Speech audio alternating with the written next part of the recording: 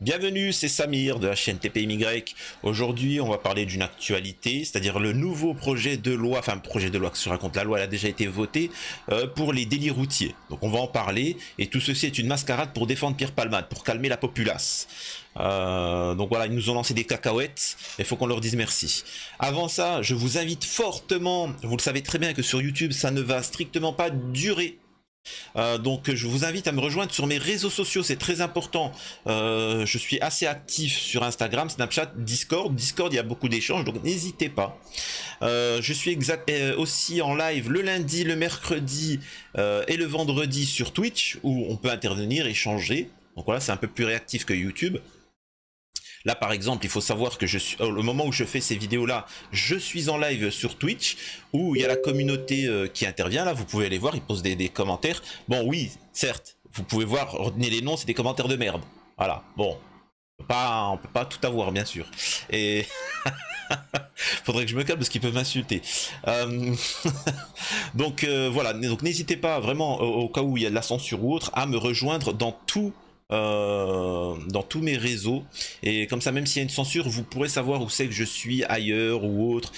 Surtout qu'il y a une très grosse actu à suivre à la rentrée, et voilà. Prochain invité, au fait j'ai reçu Youssef Indy qui était un très bon invité, magnifique. Le prochain invité qu'on va recevoir sera Marvel Fitness. Marvel Fitness, donc c'est, pour ceux qui ne connaissent pas, c'est quelqu'un qui a fait de la prison pour avoir attendez, pour avoir été noir. C'est quoi cette histoire? Donc bref, donc vous allez voir un petit peu son histoire, qu'est-ce qu'il en est, on va parler de la censure, et puis même des sujets qui l'intéressent, et même de son parcours, vous verrez, ça va être intéressant. Donc voilà. Bon, on va commencer à parler de l'actu, de l'histoire, et donc voilà, bref. Alors ça, on va faire ça sur plusieurs parties, hein. On va parler de ça sur plusieurs parties. Déjà, on va voir l'article de loi. Délit d'homicide routier insuffisant pour le chef Yannick Aleno qui a perdu son fils percuté par un chauffard. Alors il n'y a pas que Yannick, hein, tout le monde, hein, il y en a beaucoup, hein. Alors qu'Elisabeth Borne vient de confirmer la création d'un délit d'homicide routier venant remplacer l'homicide involontaire, une formulation choquante pour les familles de victimes, des voix s'élèvent pour dénoncer des mesures insuffisantes. Alors ce n'est pas des mesures insuffisantes, c'est un écran de fumée. Parmi les porte-paroles médiatiques, ce changement d'appellation, le chef cuisinier Yannick Aleno, touché personnellement par l'un de ces homicides involontaires, causé sur la route. Au mois de mai 2022, son fils Antoine perd la vie, percuté par un chauffard positif à l'alcool et aux stupes. Il faut savoir une chose, alors excusez-moi encore une fois, je fais des anecdotes.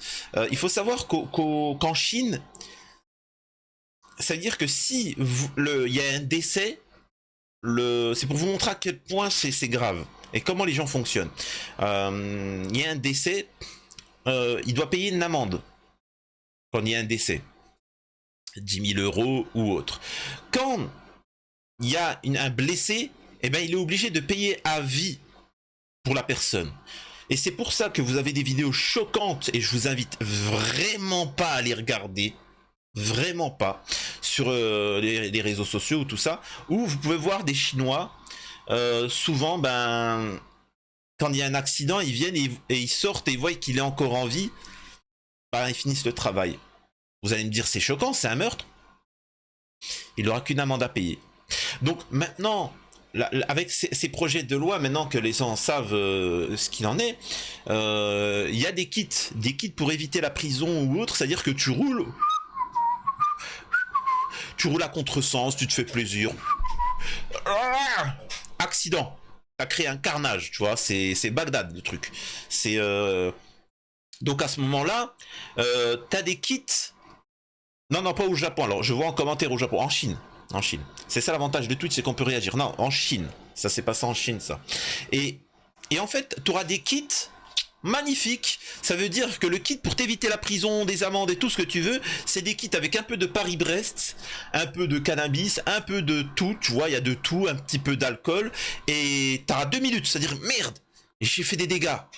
Là, tu vas prendre pour 20 ans, cherche pas. Et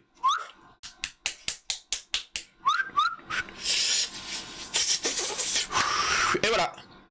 Donc la police, ils vont venir, et puis donc ils vont dire oui monsieur, c'est quand même grave ce qui se passe, vous savez quand même. Ah, on a fait des analyses, ah, il est complètement défoncé. Ah non, mais excusez-moi monsieur, non pardon, vous inquiétez pas, on va vous payer des vacances, du tourisme, salon, massage, massage shiatsu avec roulement et californien. Ça vous va? Oui, d'accord, ok. Voilà. Par contre, il faudra dire aux survivants qu'il faut qu'il travaille beaucoup, hein. Il va falloir payer son massage californien. Et vous pensez que je rigole, hein. Vous pensez véritablement que je rigole, mais c'est la vérité. C'est véritablement ça. Bah, bref, je vais pas m'énerver. Pas m'énerver. Alors attendez, je vois que vous ne voyez pas bien l'article. Voilà. Donc je poursuis. Ce dernier rappelle que les associations... Ah non, c'est pas celui-là. Ah si. Ah voilà. Ce dernier rappelle que les associations de victimes demandent une infraction autonome, distincte, et d'ajouter au micro de BFM TV que pour lui, une personne qui a pris des substances illicites ou qui a trop bu d'alcool et qui a pris le volant l'a fait après des actes volontaires. Le chef espère voir le délit s'émanciper de la sanction juridique pour de l'homicide involontaire qui semble dire à l'auteur des faits « Vous avez tué, vous n'avez pas fait exprès, c'est pas grave ». C'est exactement ça. En devenant homicide routier, par une modification du code pénal, l'homicide involontaire commis par un conducteur restera puni jusqu'à 5 ans d'emprisonnement et 75 000 € d'amende. Alors, j'explique. Là, ils sont en train de dire que c'est juste le nom qui change. C'est juste le nom qui change. Prendre pour des cons, mais total. C'est-à-dire que c'est la même sanction, qui ne sont jamais appliqués, mais on va juste changer ça par homicide involontaire, par homicide routier, mon cul sur la commode, bref. Pour maître Vincent Julet-Parade, avocat spécialisé dans la défense des victimes de violences routières, la proposition du gouvernement est une mesure qui ne coûte rien. Elle est cosmétique, qui n'est pas courageuse. C'est une mesure populaire qui n'entraîne aucune conséquence technique. On change un mot, mais est-ce qu'une mesure de sécurité routière? Non. Tranche-t-il en disant douter que cela influe sur la politique pénale des tribunaux. Selon les chiffres de la sécurité routière en 2022, quelques 3260 personnes sont mortes sur les routes en France métropolitaine. Un bilan à un niveau stable par rapport à 2019, dernière année de référence avant la pandémie. Et je vous dis, hein, tout ça, toute cette chose-là n'a pour but que de défendre Pierre Palmade. Uniquement Pierre Palmade. C'est tout. Hein. Ça que ce but-là. Donc, on va venir sur Twitter. Sur Twitter, ça fait un petit peu le buzz, le drama, on va dire ça comme ça. Hop. Donc voyons ce que disent les intervenants pour voir si les gens sont idiots ou non. Voyons voir si les gens sont idiots ou non. Donc attendez, je vais juste mettre mon casque.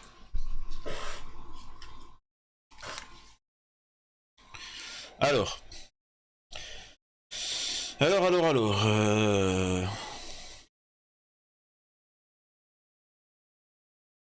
Voilà. Écoutez-moi ça. Prison et 150 000 €. L'homicide involontaire par conducteur. Avec circonstances aggravantes. La peine maximale encourue est de 10 ans de prison et 150 000 € d'amende. Les magistrats ne vont jamais au-delà de certaines peines et les 10 ans sont rarement atteints en matière d'homicide involontaire, même avec 2 circonstances aggravantes. Va être requalifié en homicide routier. La portée sera uniquement symbolique. L'homicide voilà, involontaire. C'est vraiment, en fait. Et moi, j'apprécie ce genre de personnes. J'apprécie. Oh, attendez. Les cheveux partent en cacahuète. J'apprécie ce genre de choses parce qu'en fait, ils vous disent ouvertement, vous êtes de la merde. Vous êtes de la merde. Vraiment. On est vos gouvernants, vous êtes de la merde et voilà. Ils me prennent pour des cons. Mais bon, après, j'ai envie de te dire, est-ce qu'on peut leur en vouloir? Alors, Philippot qui nous dit... et c'est vrai, à cette heure, Schiappa est toujours ministre. Palmade n'a toujours pas vu de juge d'instruction. Et il en reparle après. Attendez.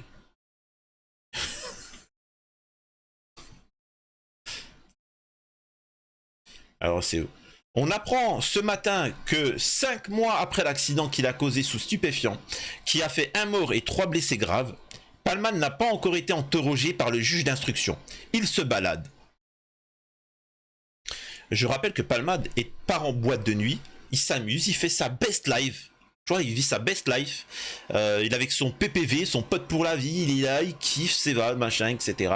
Pendant ce temps, les victimes souffrent, sont en prison.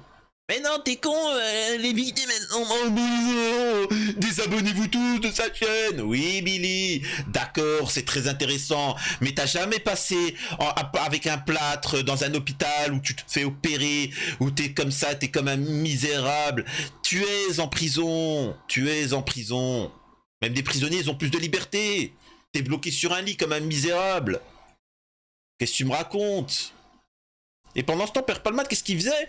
Non, mais pas de récidive, on peut pas le mettre en prison parce que machin, c'est n'importe quoi. Dès qu'il a été libéré, boîte de nuit, teuf, méga cool. Incroyable. Et je vous rappelle aussi une chose, pour ceux qui ne savent pas pourquoi. Il faut savoir qu'il y a des circonstances atténuantes. Donc dès que tu as un accident, tu verras tout le monde dire je ne me souviens de rien. Je me souviens de rien, qu'est-ce qui se passe, pourquoi, comment, machin, et ça leur permet de... C'est-à-dire que le juge, quand il va voir ça, le pauvre, il se souvient de rien, c'est pas de sa faute. Et ça, il faut bien faire le distinguo. Palmade, il est protégé par le système, mais c'est le cas de tous, hein. C'est le cas de tous. Bref. Voyons voir ce que dit là. Ce qui est dit là. C'est uniquement de la sémantique. C'est rien de plus. D'accord, c'est un coup de... Il fallait annoncer quelque chose après les affaires Palmade. Voilà, exactement. Il fallait être comme d'habitude. Voilà. Vous voyez bien qu'il s'agit uniquement... Et c'est là où c'est bien, c'est-à-dire que tout le monde est au courant. Ne prenez pas pour des idiots. Les révélations que je vais faire sur Gilles Verdez, vous croyez que c'est des révélations, mais dans le milieu, tout le monde le sait. Par contre, je vais les révéler et la parole, elle va se libérer. C'est comme le cas avec beaucoup de personnes, tu vois. Bref. Je suis de l'avis de Barbara sur une chose, c'est que c'est uniquement de la sémantique. C'est rien de plus. D'accord, c'est un coup de... Il fallait annoncer quelque chose après les affaires Palmade. Voilà, exactement. Il fallait être, comme d'habitude, c'est un gouvernement qui agit beaucoup dans l'émotion, toujours pour être au devant de l'action, au devant des médias. Mais le problème, le fond reste inchangé.